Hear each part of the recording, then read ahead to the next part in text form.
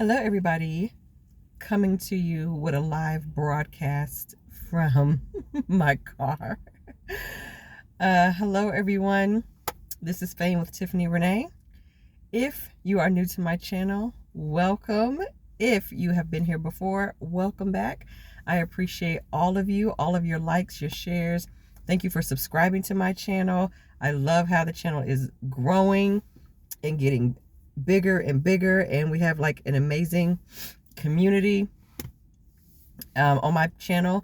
We talk about everything metaphysics, quantum physics. We talk about stuff that is esoteric, supernatural, all types of amazing things to help us on our journey in this 3D reality. I have sessions available for intuitive readings. The link will be in the description box below. Feel free to book a session. I have a big special going on right now. It's $33.33 until October 31st, where you get 3 20-minute sessions with yours truly. People have been purchasing them. They've been loving them, and I'm so excited and so grateful to everybody.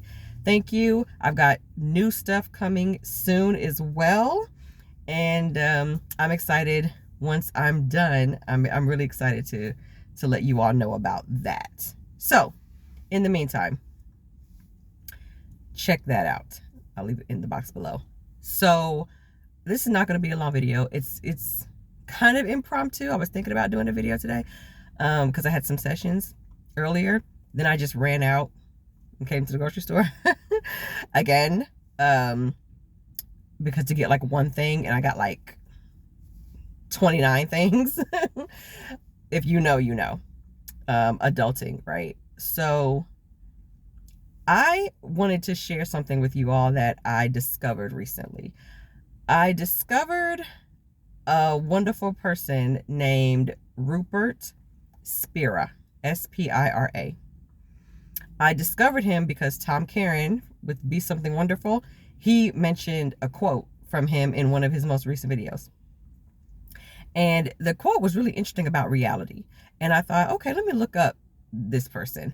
And I did. He has a YouTube channel, Rupert Spira. And oh my gosh, like I've been binge watching so many of his videos because it's so expansive. And I'm such a Sagittarius, right? I love to gain wisdom. And Sagittarius, the zodiac, is the sign of the sage. Like, they're called the truth seekers of the zodiac, Sagittarians. I just want to absorb stuff that blows my mind, right? So his stuff blows my mind. I recently came across a podcast that he did, somewhat recent-ish, with another gentleman, Bernardo. I'm going to butcher the name. Oh my gosh. It's Kastrup, Bernardo Kastrup. Oh my gosh. If you know, you know. So my bad. I'm sorry if I messed up the last name. But it was such a profound podcast. I'm still getting through it. Because it's like 2.5 hours long. And I keep stopping it and rewinding it because I saw a clip, a small excerpt of it. It's like 11 minutes long. And this is what got me excited. And it was them two being asked about reality. I'm sorry, I have a cold, so all this is, yeah, I apologize. They were talking about reality, and they had amazing quotes that I wrote down in my notebook. But this is something that stood out. The way they described reality, it's really about perception and how the way they understand it and they're interpreting the evidence and the information is we do not see the world around us. We don't really see reality as it really is. We don't see the real world. We are simply seeing our own perceptions of the world. And the way it's explained, Rupert explains this as talking about the 5 senses. You know, we have 5 senses. in this physical body. Okay, we see, we smell, we taste, we touch, we hear. And he said, do you think it's a coincidence that the world that we perceive around us, it's perceived by those same five senses? Like, think about that. Every single thing that you perceive, how do you perceive it? You smell it, you taste it, you touch it, you hear it, and you see it, right? That's how we perceive everything. Every single interaction that we have, one of those senses or more than one are at play. If we see something and it rattles us, or it brings us joy, you're feeling something, right? When you touch something, you touch the surface of it, you're touching it, you're feeling the texture of it, right? You smell all types of things, pleasant and unpleasant. We see all types of things, pleasant and unpleasant. Okay, we hear all types of things, pleasant and unpleasant. But that's kind of how we identify ourselves as human and being alive, right? It's just within the parameters of those five senses. And so his point was, it's kind of like by design, you know, that the world that we are able to see, that we're capable of experiencing, falls within the parameters of these five senses. Do you see what I mean? He did briefly mention that the sixth sense, which is like your mind, your intuition, right? But aside from that, the physical world around us is only physical to the capacity of our five senses. Do you see what I mean? There is a world beyond that. There's a reality beyond the physics. It's metaphysics. That's what meta means. It means beyond something. So metaphysics is beyond physics, beyond the physical world that we see. There is another world, maybe multiple worlds. Reality doesn't look like this. This is why many people allude to it as an illusion, and they talk about that, how this is an illusory world, because it's more so that it's limited, right? It's very, very limited. What is our world limited to? Our five senses. Like, just sit with that for a second. So what does that mean for us in terms of perception? He says perception, this is Rupert Spira, because Bernardo, wish I could say his last name properly, but Bernardo described the world using an example of like you're flying a plane, and like the dashboard of the plane that has all the buttons and everything. We don't have anything to do with the weather outside. Everything that we do is confined to the inside dashboard, the control board of the airplane. And while it has value because it tells us all the information that we need to know about what's happening outside in the world around us, it's not actually the world around us. It's not actually outside. So what we're reading in the cockpit of the airplane and all the controllers, they're telling you everything you need to know, how to be safe, what to do, what not to do, all that stuff. It's telling you what to do to maintain your sense of security and safety, and how to navigate through the air, through the sky. But it's not actually the sky. Do you see what I mean? And that's his point.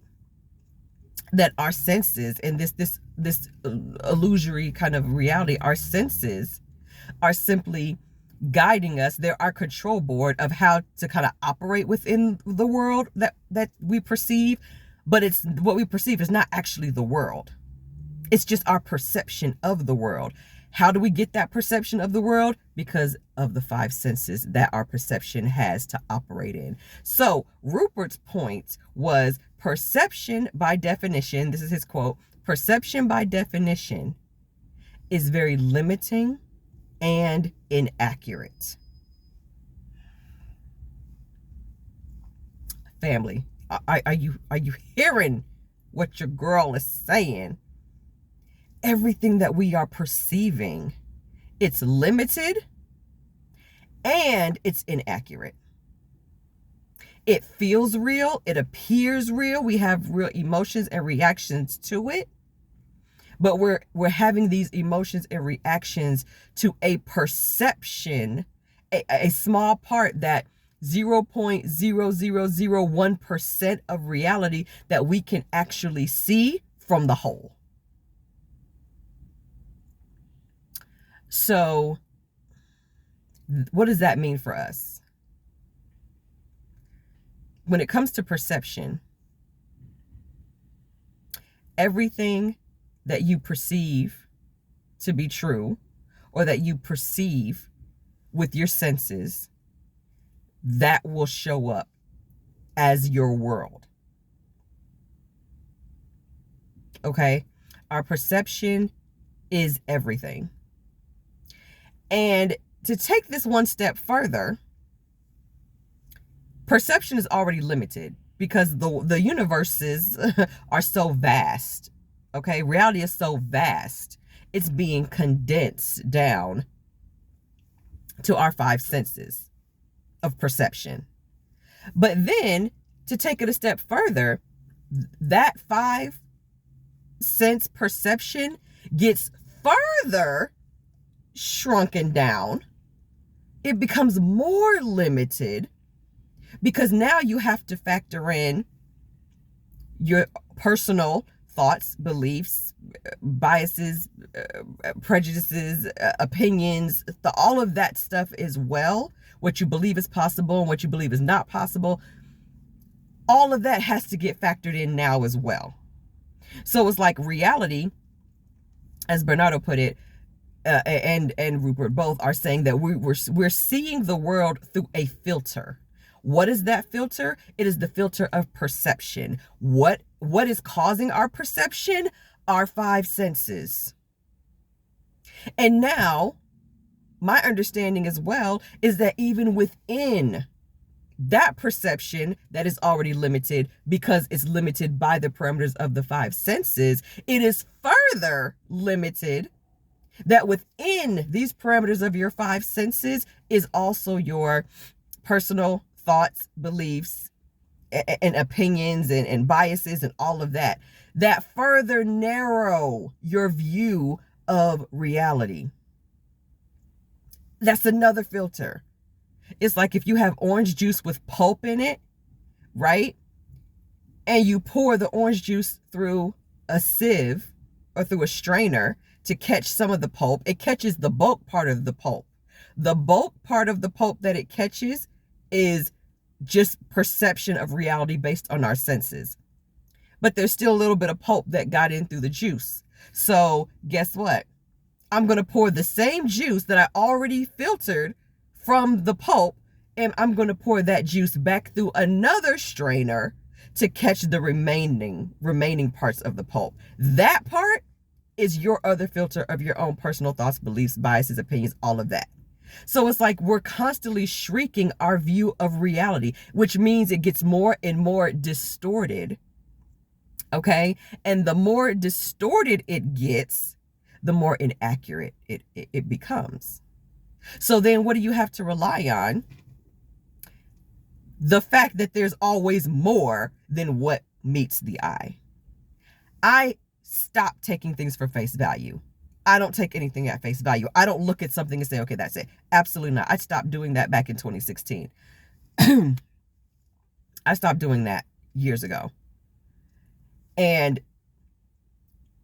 this information that I just discovered is further solidifying how you can't take anything at face value, because nothing is what it seems. Literally, we've heard that phrase for decades or centuries. Nothing is ever what it seems. There's always more than what meets the eye. You know what I mean?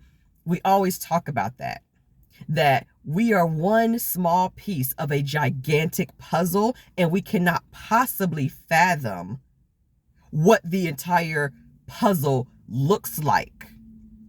We can't know. We don't have the capacity, or as Rupert calls it, our finite mind. The finite mind doesn't have the capacity. Do you see what I'm saying? We can't see, because that will require seeing every single reality, every single possibility of every single timeline, of every single universe, of every single everything. Like, we don't have the capacity to do that. Our human brains just cannot do that. So we see a portion of reality. And what portion of reality do we see? The reality that lines up with our five senses. What does this mean for us? This is so good. This is so exciting. Why? Because nothing is what it seems to be. So what can we do when we see things or hear things or experience things that we don't want to have? We now know that it's just one probability. It is not the be all end all. Because simultaneously, there's an entirely different version of that thing that is actually transpiring, of that circumstance, of that person, of whatever, of your physical body. There's a multitude of other versions that exist within the same confines of our five senses, of our perception. What do we have to do? We have to perceive it. Look at it. That's what the quantum physicists keep saying about the double slit experiment. Look at it. Look at the reality that you want to see. Look at what you want to physically perceive. Look at it, command it, dictate it. When you see something and you don't like it, feel your feelings, because your body's going to respond how it's going to respond. But your mind, you know that I don't like this. And so I have to honor the fact that it's there, because it's one of infinite possibilities. But I am going to look at a different possibility where that is not happening. So what am I going to say? I'm going to give gratitude. I'm going to give thanks. Thank you for this other reality. I am now on this other reality. I'm now on this other timeline. I'm now this new person, or as Manifesting with Kimberly always says, I am now new self. Like, that's how you do it. I'm now living in a world where love is all I see. That's it. I'm surrounded by divine love, which I heard from I think might have been a Tom Karen video. I am surrounded by divine love. Love is all I see in the world. Love is all I see in the world. Love is all I see in the world. That's the mantra. Love is all I see in the world. And you will be taken to a timeline where love is all you see in the world. Everyone, everything, every place. It'll just constantly be showing up. Everything that can be an example of love will always be showing up in your life. You just have to perceive it. You have to choose every time to see the love in everything, to see the divinity in everything, to see the oneness in everything, how we are all one. We're all connected. We're not separate, and that nothing is separate from you. And this is something, it was like a huge epiphany, like nothing is separate. Your wealth is not separate from you. Your SP is not separate from you. Your ideal health is not separate from you. It is already here. It is part of you. It has to be part of you. It's one of the infinite versions of you that already exists within the confines of your five senses. Gotta love it. Okay, wrapping it up. 20-minute video. Cool. I love it. Thank you all for tuning in to Car Sessions with Tiffany Renee. So I might film more in the car. This was good. This was fun. I'm going to get some tea for this scratchy throat and put some nasal spray up in this nose and go and eat my Hawaiian sweet rolls and have me some potato chips and try to figure out an outline for this new product that I am trying to put together and chill out.